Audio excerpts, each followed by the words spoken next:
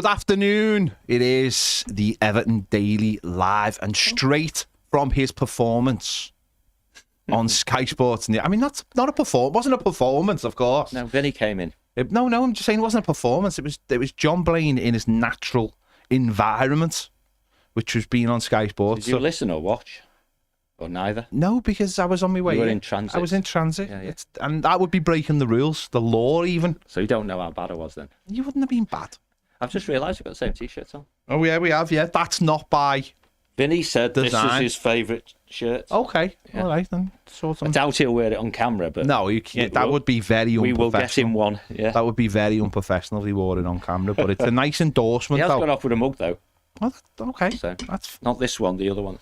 The one with the shirts on. Okay, you have to make sure you get a picture of him holding her up, having a cup of tea I in should like have the done that while he was Sky there, shouldn't I? Sports news office or Oh, something. right, that'd be good, yeah. I'll ask him. Yeah, that would be good. Yeah. You can find that one in our description right now. There you go. That was the voice. That was the. By the way, Ned will be putting the camera on at some point because His glasses. he is incredibly. No, honestly, I'm not even messing. Ned is looking incredibly dapper today. Like there's definitely something You got a new going girl, on. have you? No, I watched Spider-Man last I night. think Ned's got an interview for the BBC or something. Is that why he's got a cardigan on? Honestly, I think something's going on here. No, Have you got leather patches on? No, I got it from a car. He looks. To be fair, I right? was like, wow. it's He dead looks nice. like if anyone understands, he looks like Professor Hulk. Right. That's what he looks like. Go on the socials in a minute. He looks. I honestly, I'm not even messing. Ned looks tremendous today. He looks so does. dapper. I'll put it Ned, on the socials do now. me a favour. Just Twitter. put your camera on for a moment, please, because I honestly, you are inspiring me to be a better man. I look dapper Come on. every day. No, that camera's terrible. Ned, you're supposed to be a camera technician. That's terrible. Set that camera right, please. No, like, so you're not at the very bottom of it. Which one's it on? Come on, Ned. It's on the webcam. Just move the camera. I don't know if you can Now sit move it. back, lean back. Nah, it's not giving you the full Ned treatment. He looks like Pop. Bad, eh?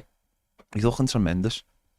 I'll tweet a picture. Just under 24 hours ago, John, we heard the news that Dan Friedkin's group, TFG. TFG, yeah, were taking over Everton Football Club. A deal had been agreed. Obviously, we have to wait for the I's to be dotted and the T's to be crossed by the Premier League, which still... Someone literally stopped me in the street before while I was walking the dog and went, Premier League are going to do, you know, and I was like, mate, come on, they're not. Don't worry about it. Said it's... The Premier League actually did us a favour last time. Did they? I think they very much did do us a favour. But it's just down to... It is down to that now. So what are your thoughts and feelings initially about the Friedkin group coming back in and buying Everton? That's full on Vinny, that, isn't it? Well, Because that's what he asked me. okay. He actually asked what's the Everton fans, as if I can vote on behalf of the Everton fans. But I voted on behalf of me. I think it's very promising. I think I was quite comfortable with them being the successful bidder, if you like, when they had their exclusivity period. I think we talked about it a lot on the channel at the time. The walk-away strop behaviour, negotiating tactic, all that good stuff. I think John Textor did a great stalking horse performance. And I think it perhaps made them reflect upon how much they really wanted this great football club. And although when I used to do the BWB with Baz and we talked about, well, they haven't really gone away. You know what I mean? People thought they'd gone and that was it. They were always on the periphery, weren't they? Yeah. I understand they were still in regular contact with people at the club. If for nothing else, they seemed to have bonded quite well when they were doing due diligence. They also had a hell of a lot of money involved as well, didn't they? Yeah. They got a few $100 million, high 100 and odds, call it round up to 200 or something. So they had a physical, monetary investment in the club. And so clearly they'd get a bit of consult or inform about what was going on. And then they came back to the table hard and real. And it all happened very quickly. Yeah. So all the good things about them are still the good things. As Vinny asked me live on Sky Sports before, there will be some people out there who think, they walked away from us, therefore that dilutes my views of them, whatever. But I think when the dust has settled, will think, crikey, if these guys, I mean, the brand values they have, the cultural values they have, they seem a good fit for us. Clearly, they have a fair amount of money. And the things that we've been banging on the channel forever and a day about what do we want out of our owners and our board of directors, it's decisive decision making and effective communication. I think they might have a little bit to learn on the second one about timing and things like that, but they can't be accused of being a bit indecisive, have they, when they bulleted the manager at Roma and then had to deal with the fallout. But we'll be a great addition to their little stable, but we've got great potential, with clearance of debts, and perhaps we'll talk about that, but clearing the debts, the network contacts they have, the values they have about excellence probably fits with an SNO if you just go on their website and all that sort of stuff. So very, very promising. People have to walk the talk, of course, but yeah, really, really pleased. You mentioned them coming in June, wasn't it? June the 14th. I actually remember the date. And I think, we were all, again, it was like a very small window with a lot going on, wasn't it, for a week? Yeah. Lots of talk about people who own Dell and local people and all sorts of things. Yeah, all sorts of things that all ended up being getting exclusivity. Sadly, after 3 weeks, they walked away. A lot of people cited the 777 loan and obviously fair amount of guesswork by people. Yeah, I mean, where that was as well, that's still where it is. And that's, like you've just alluded to there, that's upset a few people, and I know Baz is a little bit upset about that, because we did miss out on players. There is a general feeling, and I think there's a feeling, almost a tone that's come from the football club, and I don't think I'm wrong in saying this, is that the tone is, there was the plan when we were getting taken over, and then there was the plan after we weren't getting taken over. And I think when we were getting taken over, you could see Everton were a lot more bullish. There was a lot more optimism that they were going to get the players through the door. And as soon as that, Nonto was probably going to get done when the Friedkin group were involved, but as soon as the Friedkin group were involved, that went out the window, and I don't know how many more would have went out the window, but that's surely something we can't hold a grudge about, isn't it? Surely it might not be true. No, but yeah, it might not be true, but to me, we knew at the time, didn't we, that whether it's just the way they look at, they deals in terms of I'll keep them on the hook, and maybe the price will go down, or maybe it's a case of, actually, this is a massive deal. I'll go away and have a little think about this. No one's going to buy this football club right now, and I'll go and have a little think about it, and I'll come back when the time is right. Is one or the other true there, or is it a bit of both? I think they may be two ends of the same stick. Yeah, and the truth is somewhere in between. I think what we have to do generally as fans, and crikey, I hope there's a fan out there who's been keeping notes and writes a book, because it's a bestseller, right? Being an Everton fan, diary of an Everton fan for the last 3 years, would be amazing, wouldn't it? We read stuff in the media, and let's say the non-specialist media, let's classify ourselves as specialists, because we talk about Everton, and we're not talking about Everton, we talk about Everton, sort of thing. And narratives just get presented. Yeah. And it was an easy narrative to say, oh, well, we've got all these great players, but they walked away. We always have to remember that ultimately, at the end of the day, it's the football club who sign contracts with players, with managers, with directors of football, with third-party sponsors, and so on and so forth. Of course, a new owner may say, I've got a bit of cash here, that might get a deal over the line. But if we really think and fear that in a moment in time, the potential future owner of the football club was the difference between a good window and a bad one, then we're paying too much attention to people who just have, clicks to sell. Yeah. Notwithstanding that, had they been in the situation then that they're in now, the deal would have been done by now, wouldn't it? And if it happened in the summer, the window would have still been open, and so on and so forth. But you can never second guess what may or may not have happened. I think what's really key is the here now. Clearly the debts are pretty much going to be cleared away. Yeah. We're going to go into a new stadium in 25-26 with a significant, whoever argues what the debts are as an absolute number or what the potential upside is of a new stadium, the absolute number and all those sorts of things, doesn't really matter. We're going to be supremely better off. Yeah. And scary better off, because there could be, just as PSR disappears, so does our ability to fail it, yeah? But we'll still be faced with the squad ratio type thing, if that does get implemented, and therefore our increased revenues from the new stadium are going to have to play to our advantage. And therefore there's a great opportunity there if we have the right manager with the right director of football, the right board of directors, that School of Science could be on its way back, mate. It really could. I don't think that's over-optimistic to say that. But between now and then, there's work to be done. Yeah. And if you want to hear all this bullshit properly, read the Substack I wrote went out this morning, where I sort of highlight what, and it really is a story of the article is a story of what the potential is. When RMF have gone, when Friedkin have hopefully converted their debt into equity, Mashiri's going to do that anyway. 777A cap, you bring that up. That was a great one, wasn't it? That spent some weeks being, you can't sell Everton because of that. Well, it's just been sold. Nothing's changed. You know what I mean? So people were just creating narratives and saying, right, on that one, Everton didn't get what they wanted because of Friedkin Group pulled out. Or you can't be sold because of Leadenhall and 777A cap, and whatever. Doesn't mean it's easy.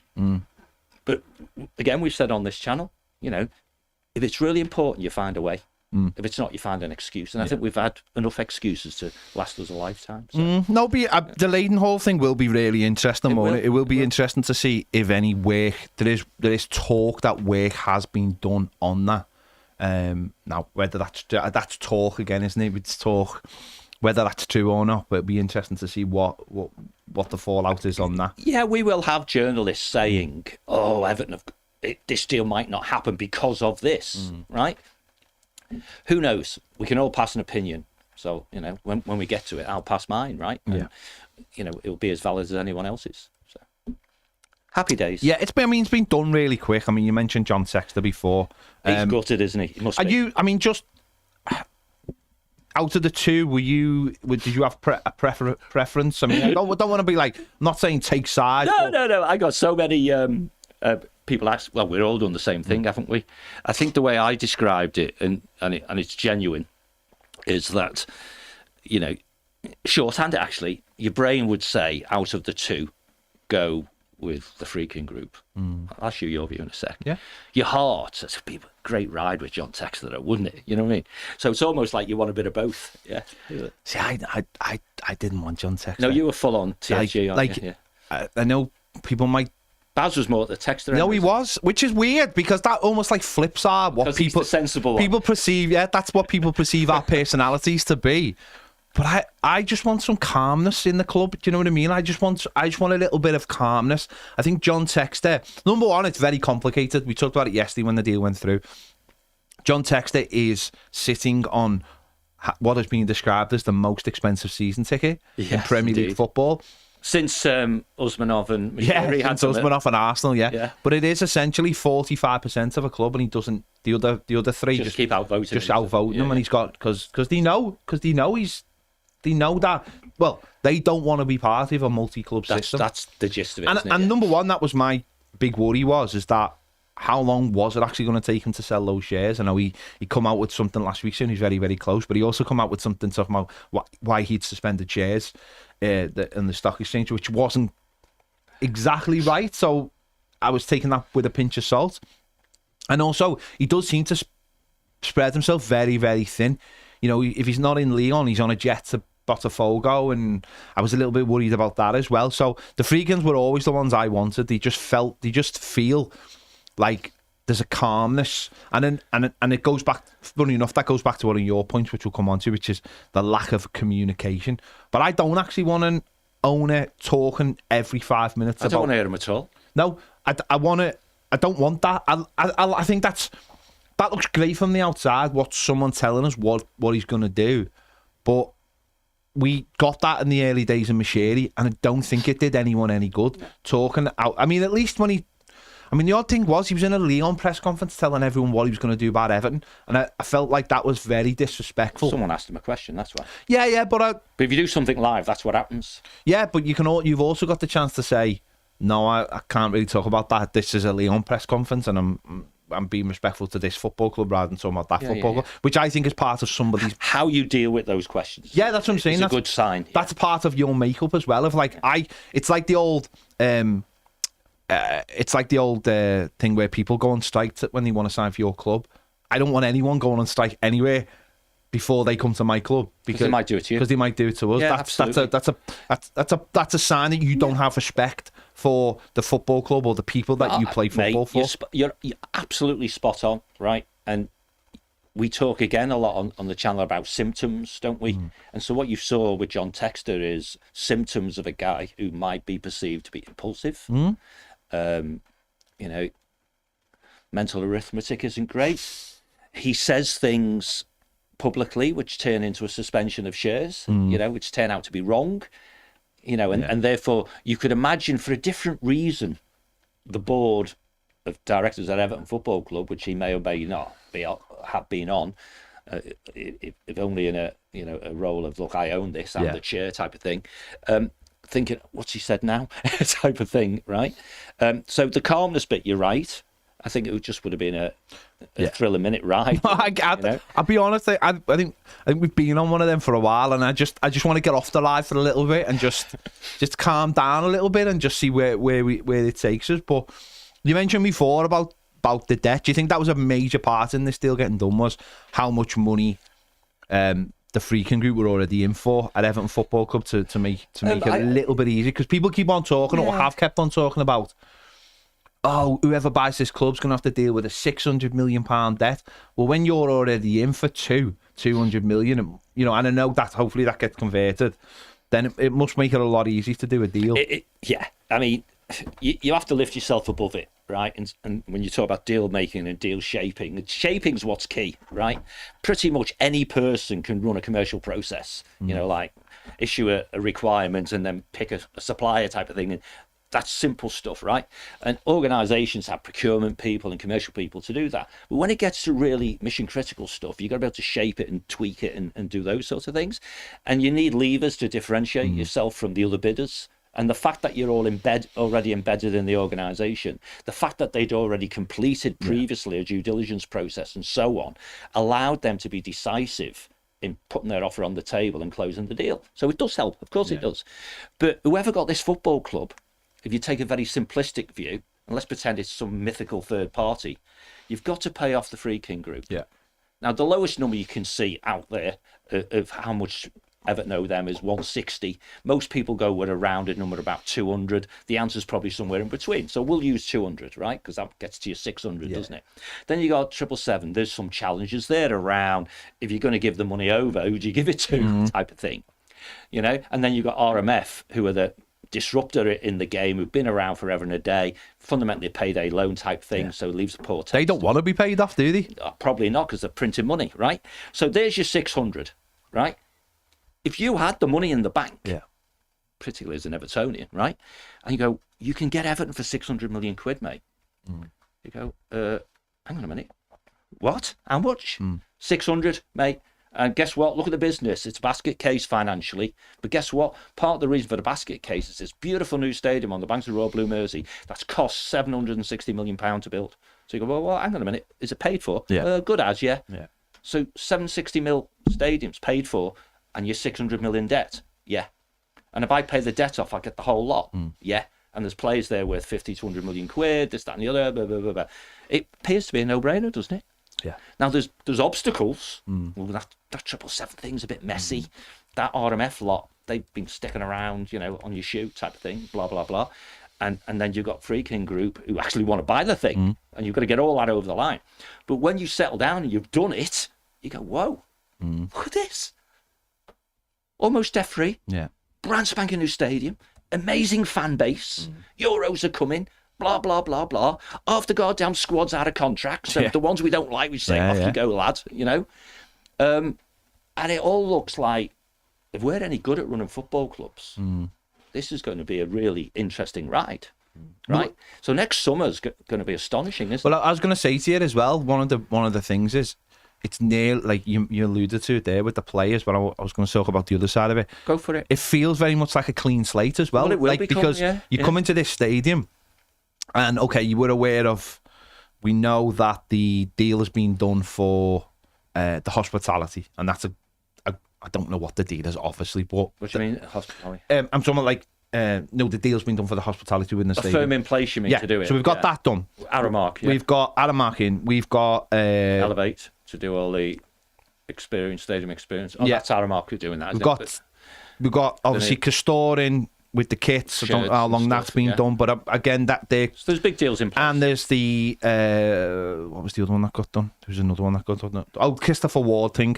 Yeah, so founding partner. Yeah. So there's three founding partners. Shot at the new stadium. Three founding partners of the stadium. Yeah, and then you got HP, big networks people, and obviously Ticketmaster. But the point being, I was like, there's no naming rights. Not yet. And there's still plenty of slots available. With us, yeah. And they get the ability now to integrate possibly Gulf Toyota, the other one that they've got, the hotel brand. That Were you thinking of Red Bull, were you? But no, I wasn't thinking of Red Bull, but you've just said it, Red Bull. But they're not like they're not. No, you're just thinking stadium. I'm just thinking of founding partners. Yeah. And there's only really three of them, isn't there? Yeah, Aramark, Christopher Ward, and Castor. There's only really those three, so there's lots of availability, as I was saying, for the actual naming rights, and as I said, and they've got, as I said, Gulf Toyota is a huge company. That could be,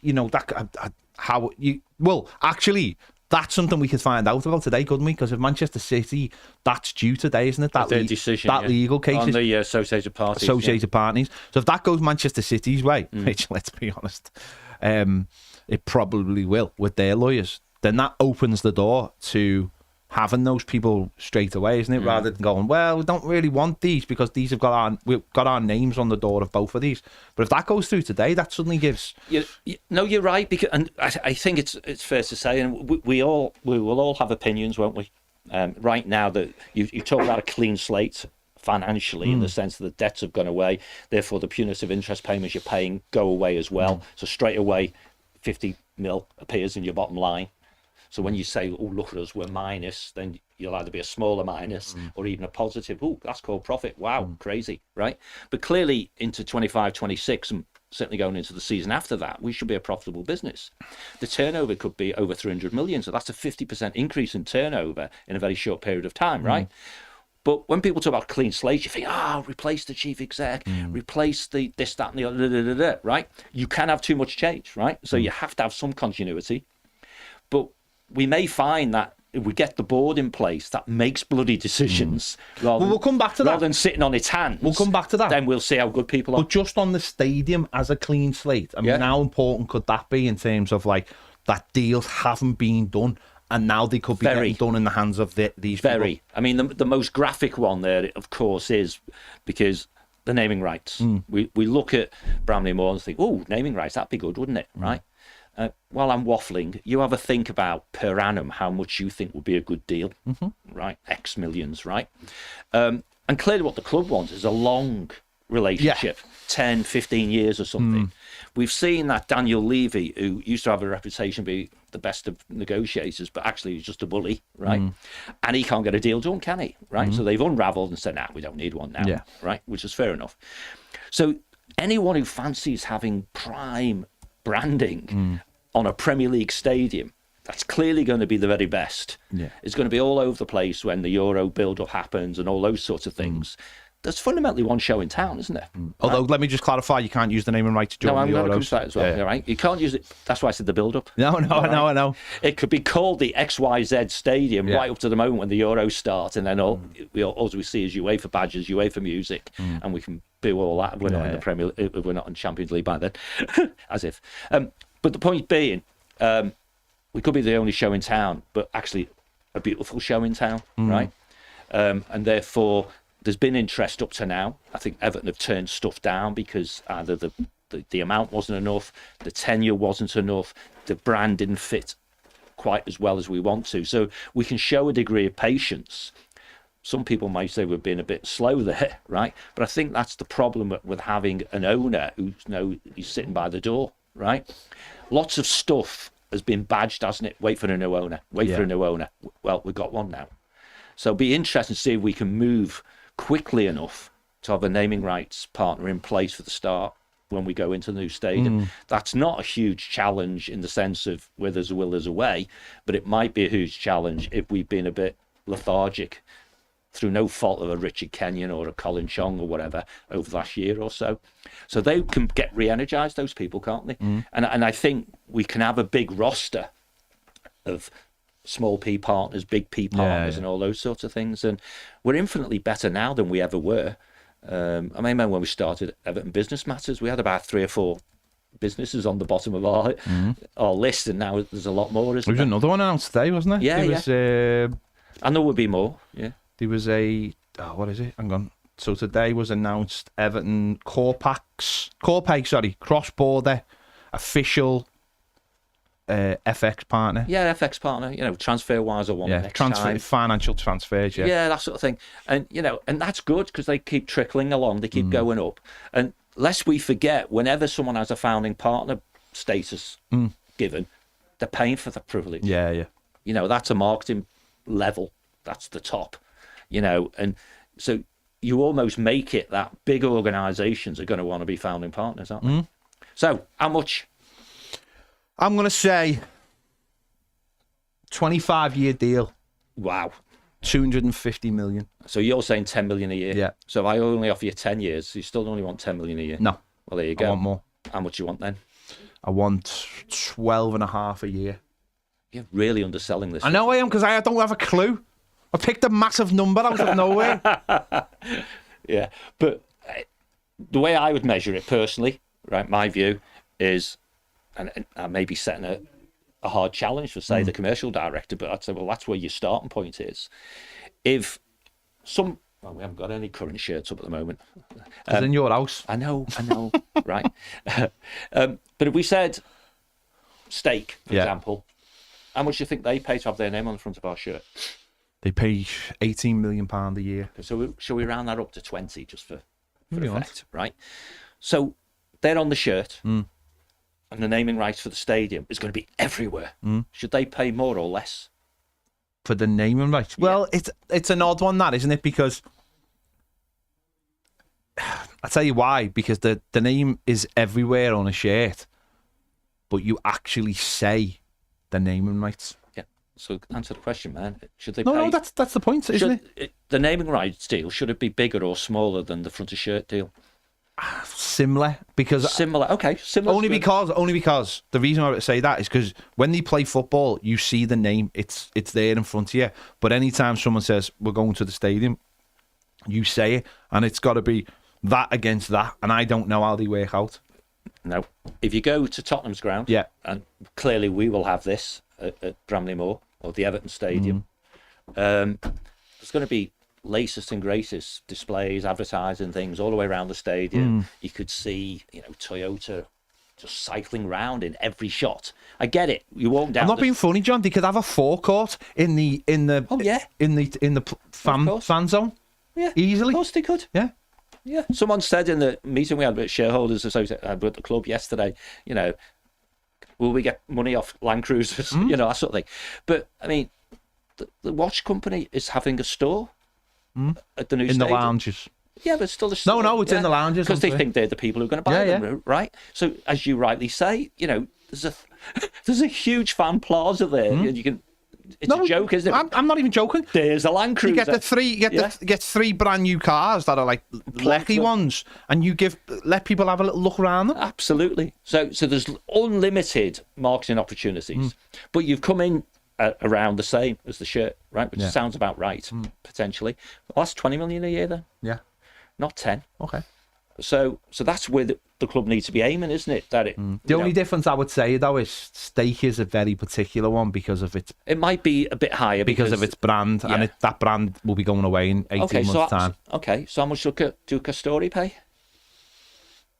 Oh, I don't know. I can't remember the figures. Probably similar, isn't it? Can't remember the figures, but it is big, yeah. Yeah. So again, you do that, and of course, when this happened, the last big deal that was done for a stadium was probably Arsenal, wasn't it? Which shows you how long ago it was. Well, Arsenal's first one was 2014, but they have renewed since, and of course, this is bundled in with and that's this what I was year. about to say. So you bundle it, so you don't have the issue of saying, well, how much is it for this and how much and what have you. What do they get? 50+ million a year or something? I can't find the figures. I've just looked. Well, they don't publicise them. It wasn't massive, obviously, at first. But it's typically said to be around 50-ish, isn't it? Right? And they're a Champions League club with some regularity now. But if we say our shirt's 20 and our naming rights for the stadium is 20, then 40-ish a year for us. Yeah. It's not far short of 25% of our current turnover. Yeah. I know that includes some of those items anyway. So anyway, yeah, the naming of the stadium is a huge opportunity to uplift the income stream. And of course, in theory, it all becomes a place called profit because we don't, we're trying to control costs already. So I think you could easily run away with yourself and have a big sunny day plan that says, go and see how I finished my Substack and you know where I'm coming from. Great potential.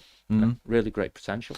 Yeah, and I'd rather it was in their hands. That's been the key thing, hasn't it? Getting it into someone else's hands before we go into the stadium, so that deals weren't. I mean, of course, things like hospitality have to be in because you need to put the right things into the stadium as you're building it, obviously. And the company we've got for that do seem to be like one of the world leaders. And we have got. I'm not saying. I think we have got good people in place. I mean, like the Ticketmaster. We've got wherever you think about Ticketmaster, they are one of the only shows in town, and they are one of the biggest ones in town. So, but going on to that side of things, one of the things obviously that we know about the Friedkins is they're not massively into speaking. Even if you looked at, I think Marcotti put on Twitter yesterday about the pros and the cons, and he said they don't talk. Do you see that as a negative? No. Yeah. Not at all. I mean, this is probably where, you come to a fork in the road, and some people might go that way, where they want, let's call it a hands-on owner. Yeah. And other people go that way, saying, I don't want the owner involved at all. I mean, the owner's authority is hiring and firing, isn't it? Yeah. It's final decisions. It's listening to recommendations, all those sorts of things. And we've had too many years, even when people realise that, A, it's not quite right, B, crikey, do you want a guy playing fantasy football making big decisions? Yeah. Right? That ultimately, if you take the manager as a simple example, the new owners come along, they sit down with the director of football and say, what's your plan for the footballing side? What about the manager? Are you happy with him? Is he doing a good job? Do you need to replace him? Blah, blah, blah, blah, right?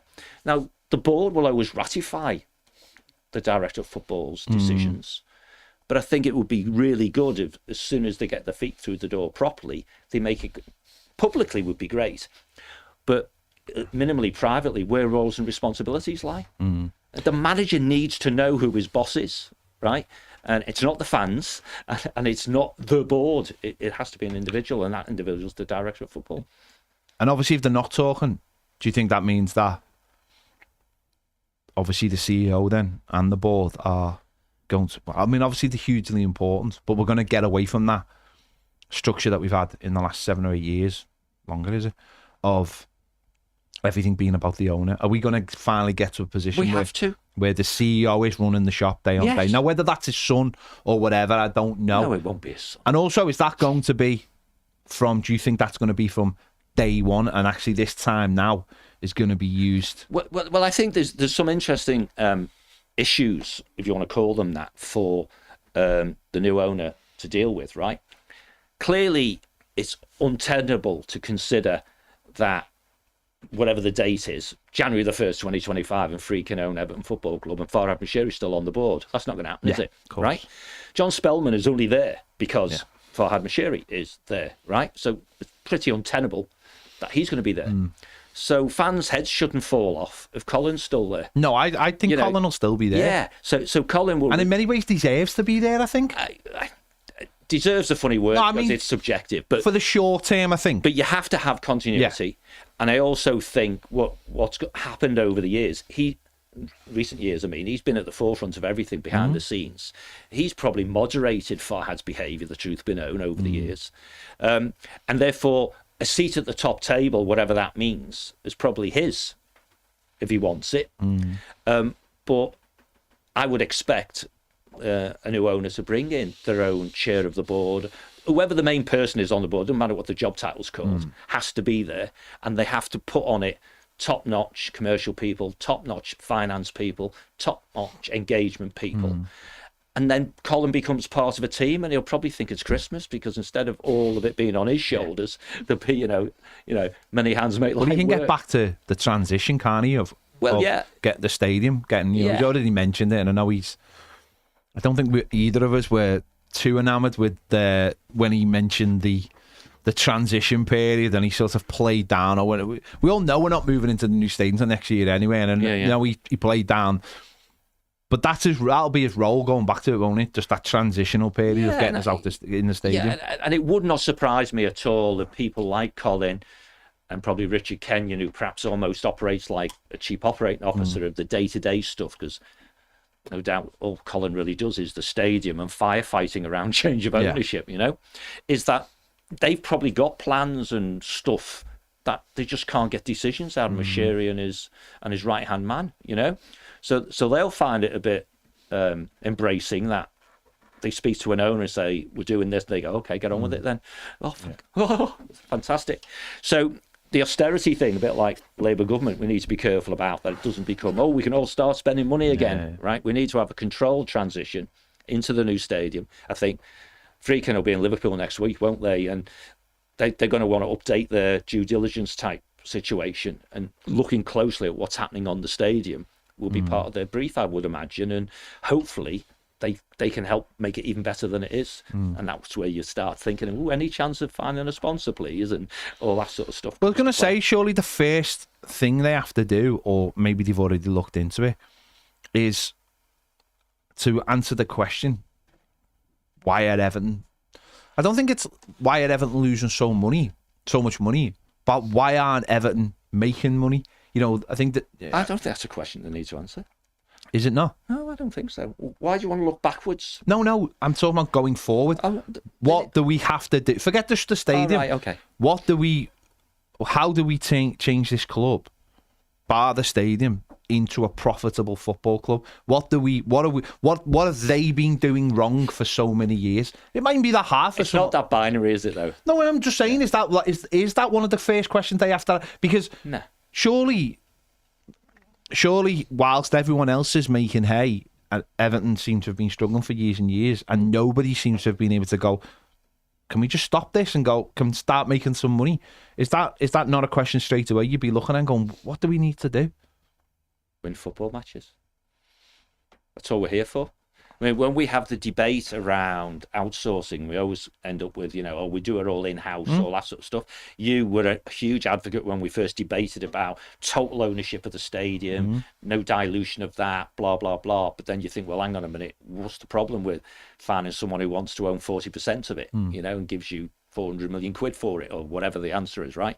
But ultimately, you have to look at what is the core for the business. And the core for this business is winning football matches. Yeah. I know it sounds simplistic, but that's where you start. What do we need to do to win football matches? We need to have better players. Let's do it this way first. What do you do to win football matches? We get the best out of the players we've already got. Where there's shortcomings, we get better players, right? How do we get better players? We have to have more income. How do we get more income? And that's when you end up with some commercial stuff, match day income, and so on and so forth. So the what, Baz have talked about this on the business stuff. The what is the easy bit.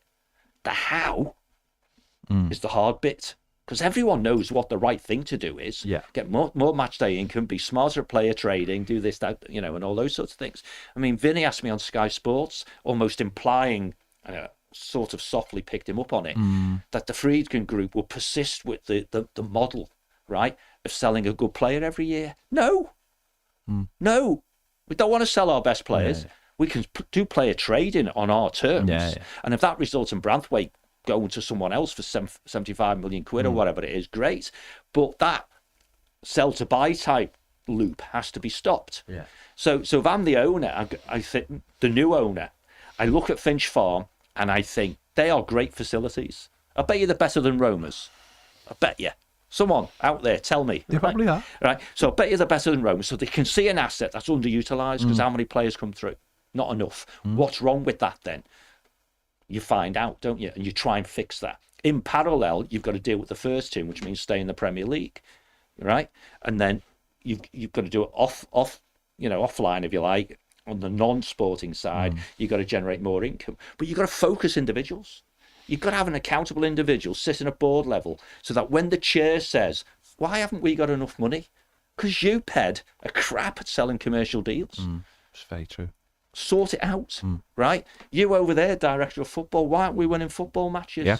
He's actually come dressed as a director of football today, which is quite interesting. You know, do you say in the summer of 25, which perhaps never got said in the summer of 24 because it was all hard and difficult, we're not having another crap start to the season. Yeah. You know, let's have objectives that are clear and understandable to each and every individual in key roles. Yeah. Now, anyone who listened to Business Matters bloody nearly 10 years ago when we started, whenever it was, with Roger and Paul, they've heard all this crap before. So the basics don't change. Yeah. So all we need out of our owner is decisive in decision-making and effective communication. That's all we need. But everything else flows from that. So you're right. As a club, our turnover should be significantly higher than it is now. Now, we're going to go into the stadium, and everyone's rightly expecting that hike in income, simply because the stadium's got a greater capacity. But hard decisions like, and I know where you are on this one, but it'd be interesting to see if you're still on it, is how many season ticket holders do you have? I'm still on it. Yeah. It should be low. How confident are you that you can fill the stadium with a lot of walk-up, right? You know, because every season ticket holder extra is less income, but it is guaranteed income. So you could start a season with 42,000 season ticket holders. You're crap, but you've got the money. Or you could start the season with 32,000 season ticket holders, be really good, have the place full, bouncing, and most of the money that comes from, you know, people paying match day prices comes to you, and that fuels better players and so on. But having more money... Where are you on that? Me? Right now, where are you on that? I still believe, I still believe for the first 3 years of this stadium, the season tickets should barely move. That's my opinion. You mean stay at around 32,000? Should stay at around, should maybe go to about 35,000, and the rest should be walk-ups, and everybody should get an opportunity to come to this stadium, as many people as possible, for the first, say, 3 years. There's no chance. No, but that's so what's your opinion? Forget about no chance. What's your opinion on that? No chance, that's my opinion. No, right. that's not an opinion. That's your opinion on my opinion. We have right now, give or take, don't we, 32,000 season ticket holders, right? And there's about 4,000 more premium seats at the new stadium. So therefore, if everyone who's got a season ticket right now, which includes hospitality, gets to renew, which clearly has to be the case, and then you add on the new hospitality, it's got to be at least 36,000, hasn't it? Right? Which is more than what you just said. Only slightly, but more. Yeah. The pro rata number, the last time I did it in my head, would be if we had the same percentage of season ticket holders in the new stadium as we have at Goodison, it would be about 42,000. I would bet you a number of pennies that the number will be less than 42,000. Because I think the club are very conscious of you leaving money on the table if you have too many season ticket holders, right? Yeah. We're also going to face the challenges of, this is my first season of getting the old sods discount, right? So though we're seeing this happening at Tottenham, the concession pricing is going to be eroded away. Maybe at the older end to fund the lower end, because we've got to have young kids coming through the door. Yeah. So I think the answer, because you asked me, is as close to 36,000 as you think you can get. So 36,000 is the equivalent of what you want, which is just the people at Goodison who've got a ticket now, they get one. The uplift in premium seats, that's it. Yeah. If that's your case, no one on the waiting list comes off it. So you can't literally have that. There's 30,000 people on a waiting list. You can't say you've no chance, people. none whatsoever. So you need to find a halfway house. You can. You need to find a halfway house. I've explained my halfway house. What's that? My plan, my thing is that for 3 years, people who move into Bramley Moor with a season ticket get an opportunity to basically test out seats, because you are moving. You don't have to limit the number of season ticket holders to do that, though. No, I think you do. But in the place of it, people get something similar to a season ticket, but it's not actually a season ticket. You are guaranteed a ticket for every game, but it's not in the same seat. Matt, I don't know whether this is a shared view here, but Man United for many a long year, I don't know if they still do, they used to have match day tickets, didn't they? And I said in the shareholders meeting yesterday with the club, because it is a challenge, right? Do you do 36? Do you do 42? Do you do somewhere in between? What about the people who've waited years on a waiting list with the promise that when you get to the new stadium, you'll get a ticket, right? Sure, lots of people won't get one because the list is so big, right? But my view is a bit of a hybrid, and I think you hopefully you'll agree with this, which would be, let's do the two numbers. 36,000 people end up with a season ticket. And if we go with the 42,000 number, right, another 6,000 people get what we will call match day tickets. You're guaranteed the same seat every game for next season, say. But at the end of the season, that process starts again. You're still first dibs, but the 36,000 season ticket holders get to move if they want to. And then when they've all done their bit, and we have this preview period every year, don't we, for season ticket holders to move and all early birds and all those sorts of things. You say that those 36,000 are a bit like founder members, aren't they, in sponsorship terms? Those 36,000 get to do their move.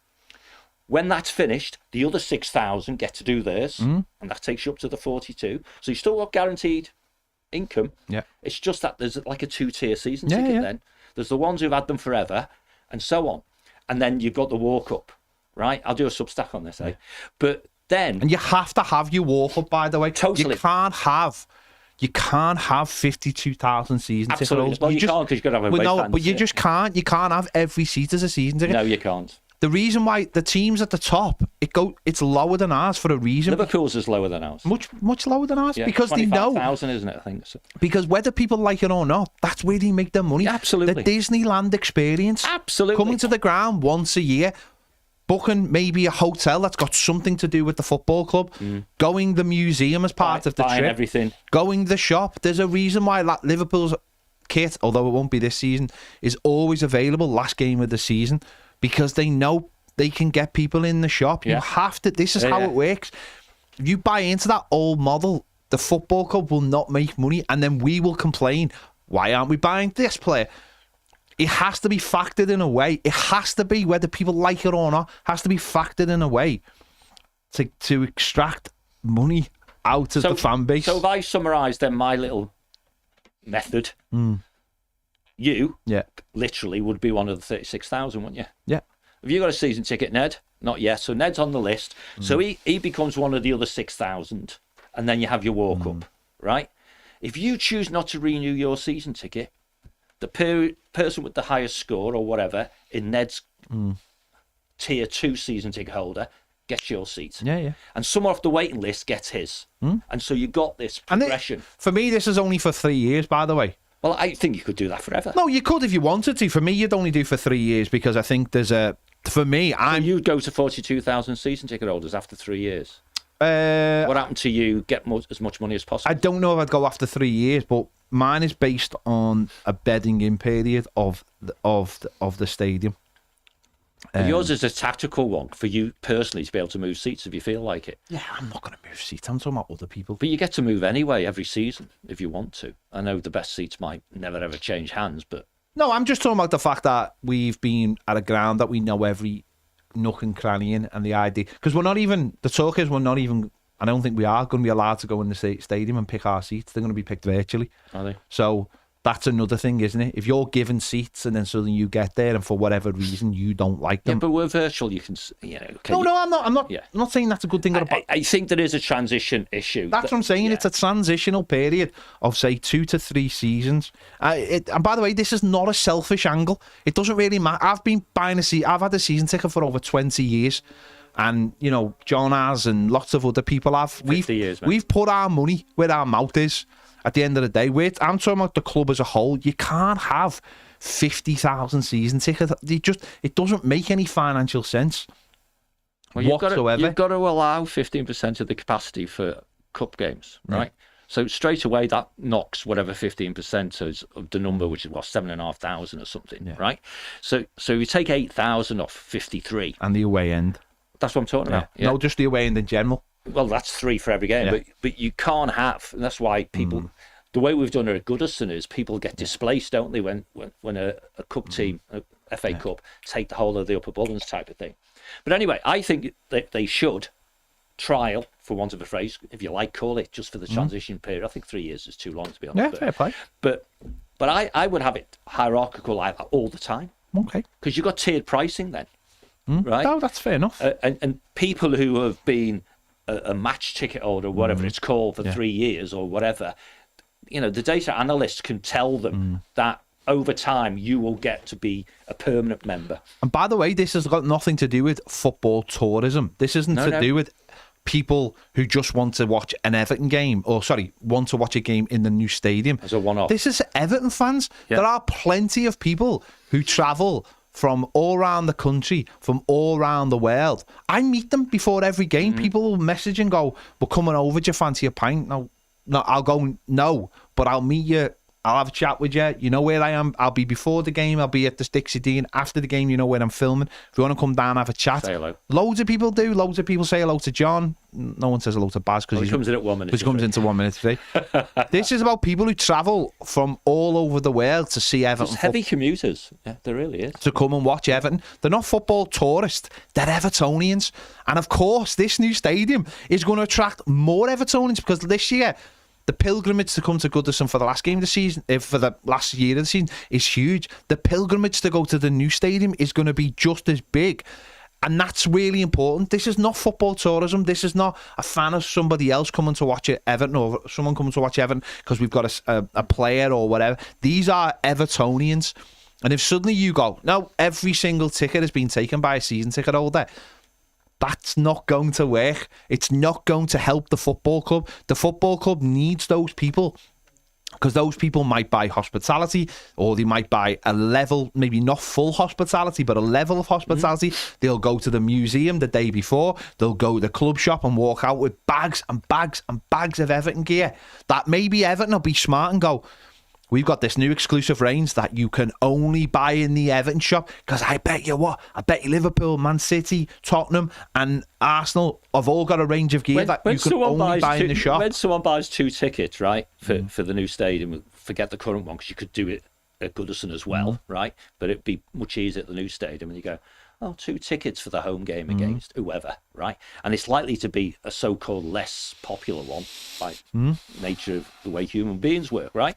And you go, they're in Canada. Yeah, we'll sell them 2 tickets. We'll say, while you're here, would you like a stadium tour? Would you like a personal guide through the retail outlet? Would you like to go into the tower? Blah, blah, blah, blah, blah. And instead of giving us 150 quid for 2 tickets, why don't you give us 300 quid and we'll make it, memory of a lifetime, Yeah. And that's what you do. That's what you do. And that's where all the opportunities are, all the data analytics, all the propensities, scorings, all those sorts of things. Yeah. And you've got to figure, will Premier League football clubs have the testicular to do, demand pricing and all that sort of stuff?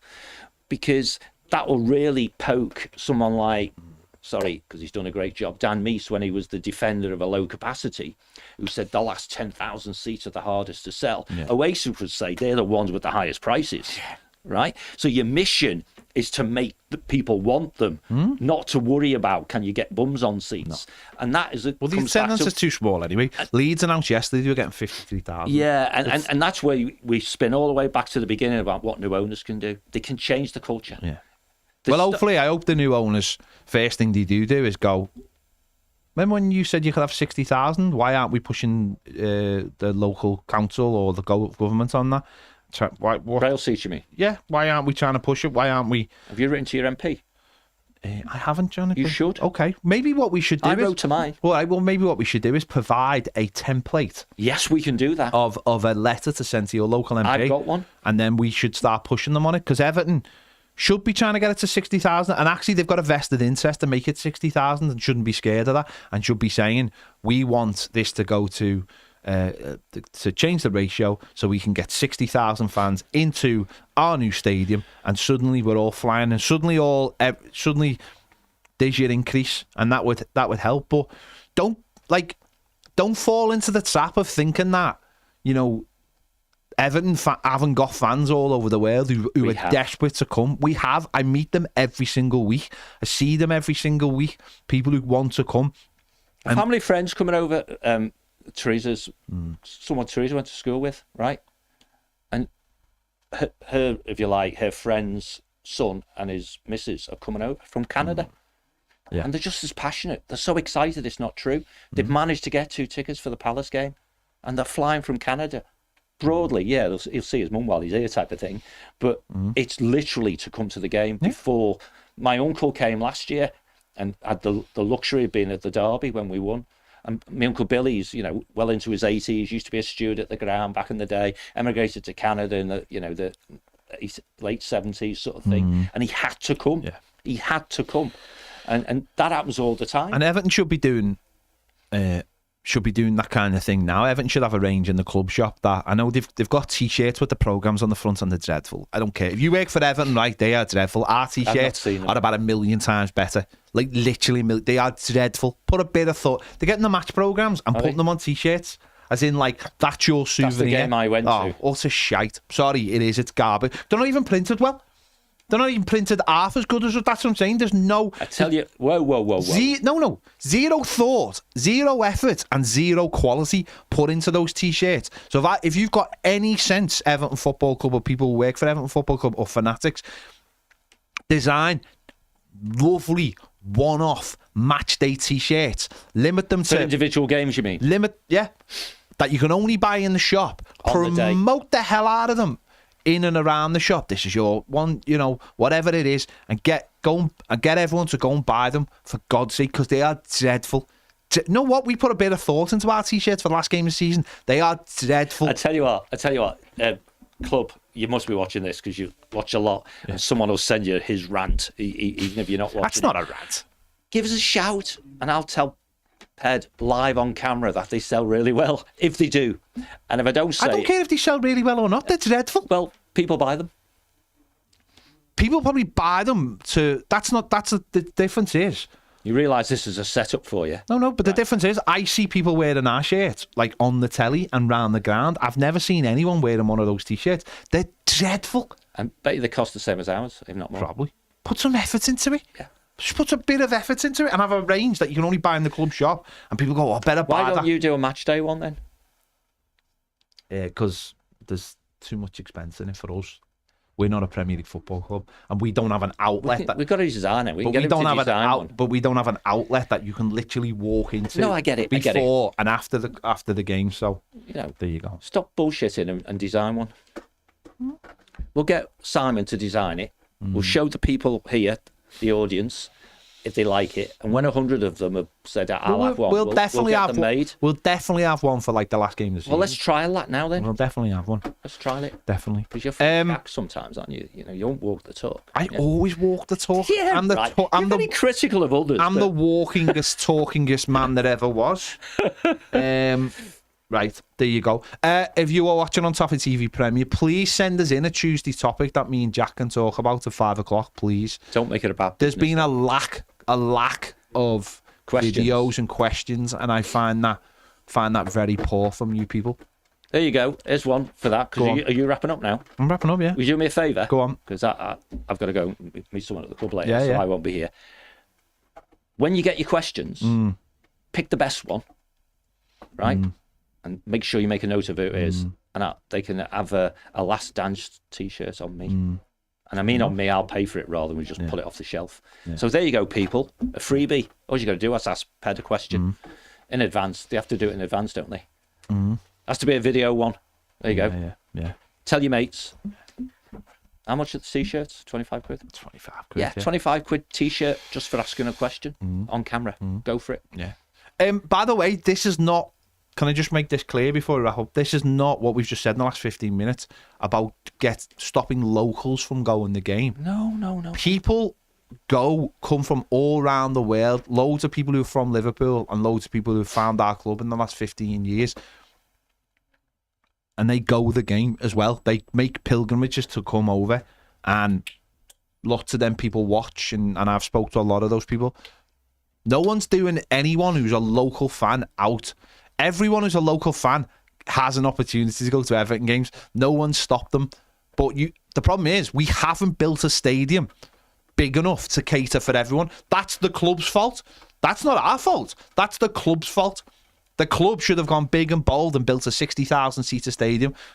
No, all-seater. Or they should be working their asses off now publicly to change legislation to get the safe standing up to so we can have a 60,000. That's what we should be doing now. The problem is we can't have everyone in the ground can't be a local person. That's not how it works. There won't be a system of like, well, let's give them more tickets, but you've got to cater for all the people. You just have to. Everyone who's local will go, but the problem is you've got Jackie and you've got Nedia, and both of them haven't got season tickets. Both on the waiting list. And both on the waiting list. What are they supposed to do? If you're a certain age, you will be on the waiting list, won't you? What are we supposed to do? Snap a snooker cue in half and let them fight it out like the Joker style? I don't know. I don't think that's the answer. But there you go. So it's not about stopping anyone from going to the game. It's just about saying we haven't built a stadium that's big enough. That's the first problem, and that's the only problem, really. So we move on. But there you go. Big thanks to John for giving us thoughts, and I'm sure later in the week he'll be doing a more in-depth one with Baz on business with Blaine when we maybe Friday when maybe know a little bit more. That'll be on at 5 o'clock on Friday on Toffee TV Premier. There we go. We're heading over. Me and Jack are heading over to do M-Tag. Rodri's knee. Does that deserve a season ticket? I don't know. See you all later. Thanks for watching. Ciao.